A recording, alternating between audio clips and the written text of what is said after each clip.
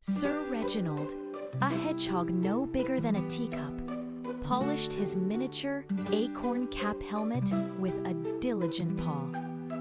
His tiny burrow, tucked beneath the gnarled roots of the oldest oak in Acornwood, was less a home and more a secret training ground. Tapestries woven from dried leaves depicted legendary acts of valor. Sir Gallant the Grizzly wrestling a rogue thunderstorm, Lady Ember the Squirrel outsmarting a cunning fox, and Sir Bartholomew the Badger defending the king's nutstash from a particularly aggressive blight of mold. But it was the image of Sir Percival the Porcupine gleaming in polished armor, bravely leaping a torrential stream that truly fired Reginald's imagination. Reginald grunted, puffing out his little chest. One day, that'll be me, Sir Reginald, the bravest knight in all Acornwood. He twirled his twig-sword, a valiant defender against invisible dragons made of dust bunnies.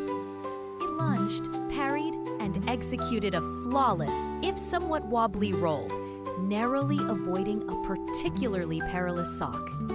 Being a knight wasn't just about big swords and shiny armor, he knew. It was about courage, honor, and protecting the innocent.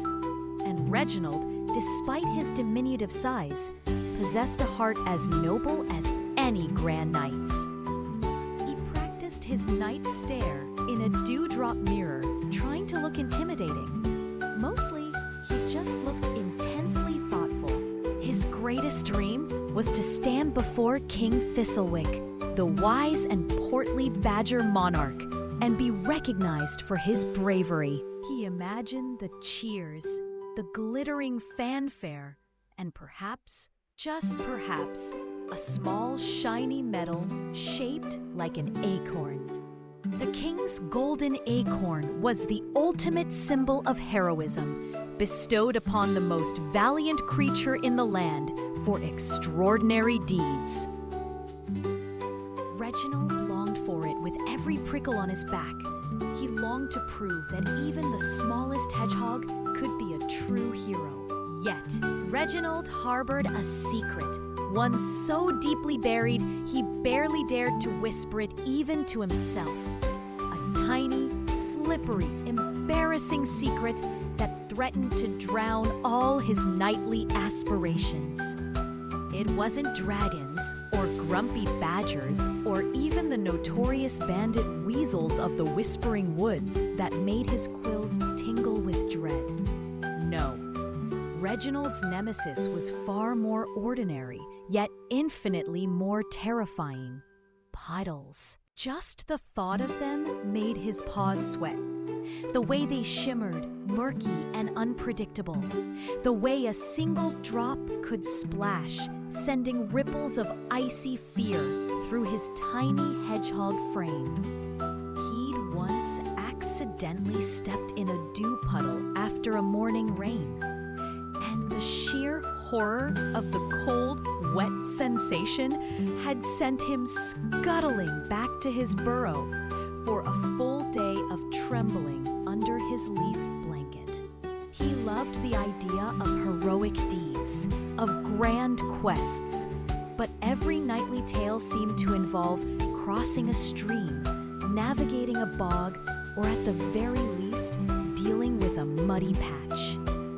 How could a knight, a brave knight, be utterly paralyzed by a mere puddle? This was the conundrum that kept Sir Reginald the Reluctant Knight from truly embracing his destiny. The morning sun cast dappled shadows through the leaves of Acornwood, usually a signal for joyful scurrying and busy foraging. But today, a different buzz filled the air. A royal proclamation delivered by a fleet of enthusiastic little bluebirds twittered its way to every corner of the forest. Reginald, attempting to perfect his courageous knightly stance near a daisy, nearly toppled over when a particularly boisterous bluebird landed on his nose, unfurling a miniature scroll. Hear ye, chirped the bluebird, its voice surprisingly resonant for its size. By decree of His Royal Majesty, King Thistlewick, the annual Royal Pond Race shall commence in 3 days' time. Reginald's quills perked up. A race? This sounded promising. He imagined daring feats of speed and agility, perhaps a sprint through tall grasses or a climb up the great oak. He'd been practicing his sprints. The grand prize, the bluebird continued, puffing out its tiny chest, will be none other than the legendary King's Golden Acorn, bestowed upon the champion who demonstrates unparalleled bravery and skill. Reginald's heart swelled. The Golden Acorn. This was it. His chance to prove himself worthy, to finally achieve his knightly dream. He could almost feel the smooth, polished gold in his tiny paws. He imagined the king himself, a beaming thistlewick, placing it gently into his hand. Then came the words that sent a shiver colder than any winter chill down his spine. "The racecourse," the bluebird announced, its voice ringing with importance, "will encompass the entirety of the Whispering Woods, culminating in a daring dash across the Great Mirror Pond and a final climb to the Royal Redwood Summit." Reginald froze. Great Mirror Pond? His knightly posture crumbled. His twig-sword clattered uselessly to the ground. Not a puddle, but a pond. A vast, shimmering expanse of water. He pictured the enormous glass-like surface of the Great Mirror Pond, reflecting the sky like a liquid mirror. It was miles wide, a true challenge for even the most adept swimmers. For Reginald, it was a watery abyss, a nightmare made real. Panic began to bubble within him. How could he, Sir Reginald the Reluctant Knight, possibly cross a pond? His tiny paws were made for scurrying over roots and rocks, not paddling through deep, unknown waters. All his dreams of knighthood, of the Golden Acorn, seemed to dissolve like sugar in the very water he so dreaded. Other creatures around him cheered, excited by the challenge. Squirrels chattered about their swimming strokes. Mice debated the best way to float. Reginald felt utterly alone in his terror. He scuttled back to his burrow, his heart thumping like a drum against his ribs. The glorious image of the Golden Acorn flickered in his mind, then was overshadowed by the terrifying vision of the vast, cold pond. He paced his tiny home, a whirlwind of despair. Could he simply give up? Pretend he hadn't heard the announcement? No, a knight never surrendered, not without a fight. Even if the fight was against his own overwhelming splashy fear. He stared at the picture of Sir Percival leaping the stream. If Percival could do it, maybe just. With the royal pond race looming, Reginald knew he couldn't just bury his head in the sand, or rather, under his leaf blanket. He had to try. His first training session began with a simple dewdrops. He carefully scooped a single glistening drop onto a broad leaf. It sat there, innocent and sparkling. Reginald took a deep, shaky breath, extended a paw, and tapped it. The tiny splash sent a jolt through his spine. The recoiled as if burned, quills bristling, and then, mortified, he scurried around his burrow, muttering apologies to the leaf. This was harder than fighting imaginary dragons. Next, he tried a shallow puddle left by a leaky garden hose. It was barely an inch deep, But to Reginald, it might as well have been the great ocean.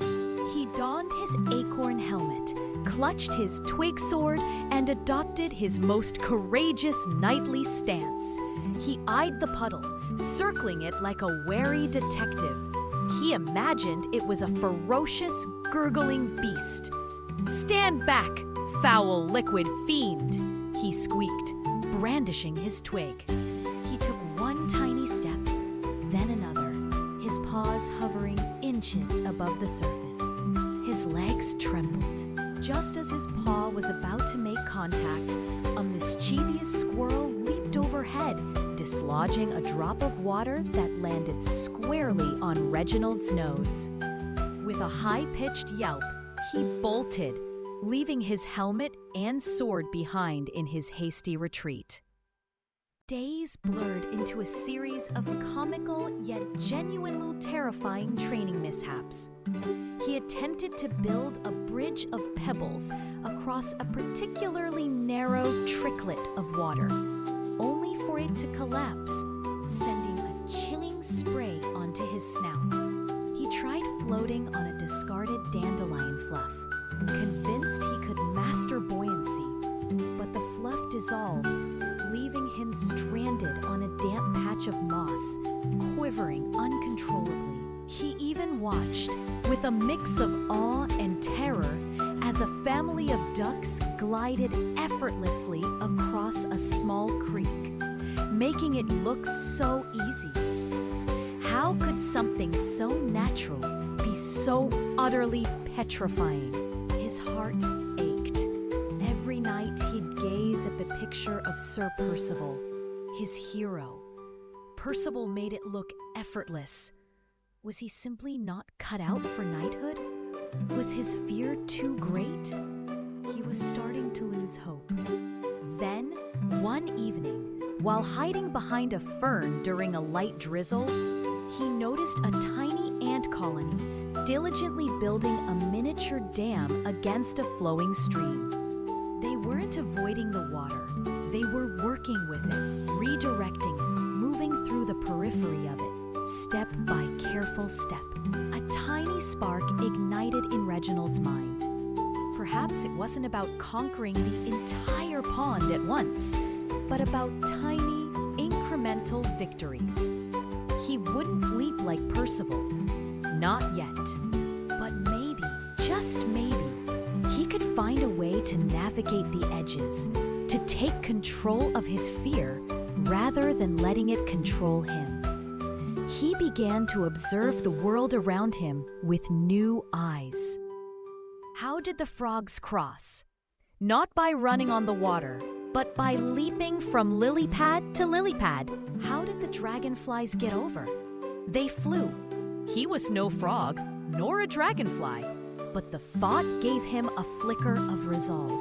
He might not be able to cross the pond, but he could certainly find a way around the deepest parts, or use stepping stones, or even, well, he wasn't sure yet, but the idea of a strategy, rather than brute force, suddenly felt less daunting. He had 3 days. He just had to find his own way. The morning of the Royal Pond race dawned bright and clear, but for Reginald, it felt as murky as the Great Mirror Pond itself. The air buzzed with excitement. King Thistlewick, resplendent in his royal robes and oak leaf crown, sat upon a mossy throne at the starting line. Competitors flexed their muscles and stretched their limbs. Speedy squirrels, agile field mice, determined voles, and even a robust badger or two. Reginald, a tiny bundle of nerves and prickles, felt his heart hammering a frantic rhythm against his ribs. "Racers, to your marks!" King Thistlewick's booming voice echoed through the clearing. Reginald took his place, trembling slightly. His eyes darted nervously towards the shimmering expanse of the Great Mirror Pond, its surface smooth and deceptively inviting. It looked so wide, so deep, so utterly wet. His carefully constructed plans from the previous night born from observing the ants, seemed flimsy now. He had packed a small, hollowed-out gourd, hoping it might serve as a makeshift boat, but it looked laughably small against the vastness of the water. Get set! Reginald squeezed his eyes shut for a second, picturing the Golden Acorn, picturing Sir Percival. He took a shaky breath. You can do this, Reginald. One tiny step at a time. Go. The forest erupted. Racers shot forward like arrows, a blur of fur and twitching tails. Reginald, despite his fear, pushed off with surprising speed, his short legs pumping. He darted through the undergrowth, dodging roots and leaping over small fallen branches, his twig-sword still clutched in a determined paw. He was surprisingly swift on land, his small size an advantage as he weaved through dense thickets that slowed larger competitors. Soon, the path opened up, and the dreaded Great Mirror Pond stretched before them. Most of the other racers plunged in without hesitation, powerful strokes carrying them across the surface. Reginald skidded to a halt at the water's edge, his quills standing on end. The sight of the vast open water sent a wave of nausea through him. He couldn't do it. His paws felt glued to the earth. Then he remembered the ant colony. Work with it, not against it. He looked around frantically. No lily pads big enough, no convenient bridges. But wait, along the very edge of the pond, where the reeds grew thick, there was a series of barely submerged rocks, slick with algae. They were treacherous, tiny islands in a sea of fear. Taking another shuddering breath, Reginald gripped his gourd tightly. He lowered it carefully into the water, using it as a buoy, and placed one trembling paw onto the first rock. It wobbled. He felt a splash of cold water against his nose. He froze, a whimper catching in his throat. His entire body screamed at him to retreat. But then he thought of the Golden Acorn and the little hedgehog who believed he could be a knight. With immense courage, he pushed off the bank, his other paw finding purchase on the gourd. Step by agonizing, splashy step, he began to navigate the treacherous, slippery stepping stones at the very edge of the pond. Each movement was a titanic effort, his heart pounding, his body tensing with every ripple. He wasn't swimming, but he was crossing. He slipped, the gourd bobbing wildly, and nearly fell in. But a burst of adrenaline allowed him to regain his balance, a tiny, terrified warrior conquering his personal ocean. The other races, sleek and swift, had long since crossed the Great Mirror Pond. Some had already reached the Royal Redwood, their tiny figures scrambling for the summit. Reginald, soaked and trembling, finally reached the far bank. He collapsed onto the dry earth, his small body shaking with exhaustion and relief. He had done it. He had crossed the pond. Not gracefully, not speedily, but he had crossed it. He had faced his greatest fear, and somehow he had prevailed. He looked back at the vast expanse of water, no longer a terrifying abyss, but a testament to his courage. He had found his own way, his own path, and that, he realized, was a victory in itself. He slowly stood, his legs still wobbly, and continued towards the Royal Redwood, not with the hope of winning, but with a quiet sense of accomplishment. He arrived at the foot of the redwood, just as a particularly boastful squirrel, puffed up with pride, was receiving the king's golden acorn. Reginald watched, not with envy, but with a gentle smile. The squirrel had earned it. He had been the fastest, the strongest. King Thistlewick, however, noticed the small, bedraggled hedgehog standing at the edge of the crowd. He descended from his mossy throne and approached Reginald, his wise eyes twinkling. "Sir Reginald," he said, his voice warm and kind, "I witnessed your journey across the great mirror pond." Reginald bowed his head, embarrassed. I wasn't very fast, Your Majesty." King Thistlewick chuckled. "Speed is but one measure of courage, little knight. You faced a challenge that would have paralyzed many. You showed a different kind of bravery, the bravery to act despite your fear. That is a rare and precious thing." He didn't give Reginald the golden acorn. That belonged to the swift squirrel, but he did present him with a smaller but equally gleaming silver acorn, engraved with the words, "For courage beyond measure." Reginald's heart swelled. It wasn't the prize he had dreamed of, but it was perfect. It was a symbol of his own personal triumph. He had proven that even the smallest creature, even one terrified of puddles, could be a hero. He had learned that true courage wasn't about the absence of fear, but about the strength to keep going, even when your paws are shaking and your heart is pounding. As the sun began to set, casting long shadows through Acornwood, Reginald returned to his tiny burrow, not as Sir Reginald the reluctant knight, but as Sir Reginald the brave, the humble, and the slightly damp hero. He still didn't like puddles, but he knew now that they no longer had the power to stop him.